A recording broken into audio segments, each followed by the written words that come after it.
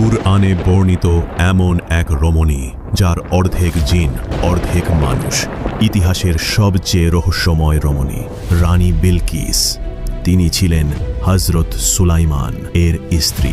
বিলকিস এমন একটি রাজ্য শাসন করতেন যা দক্ষিণ আরব থেকে শুরু করে আফ্রিকা পর্যন্ত বিস্তৃত ছিল।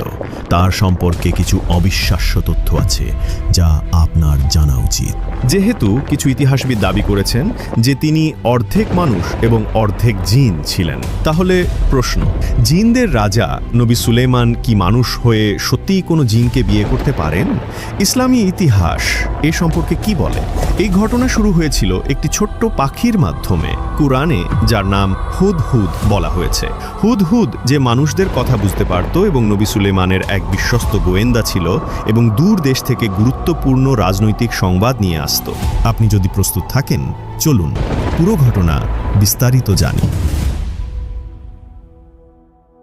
নবী সুলেমানের সেনাবাহিনী ছিল ইতিহাসের অন্যতম অদ্ভুত এক সেনাবাহিনী। এই বাহিনীতে ছিল মানুষ, জিন, পাখি এবং অন্যান্য প্রাণী। এমনকি বাতাসও নবী সুলেমানকে যেখানে ইচ্ছা সেখানে নিয়ে যেত। মানব বাহিনীতে ছিল পদাতিক, সৈনিক ও অশ্বারোহীরা। জিন সৈনিকরা ছিল মানুষের চোখে অদৃশ্য। এই সেনাবাহিনীকে এত ভয়ঙ্কর করে তৈরি করা হয়েছিল যে শত্রুরা তাদের অনেক সদস্যকে দেখতেই পেত না।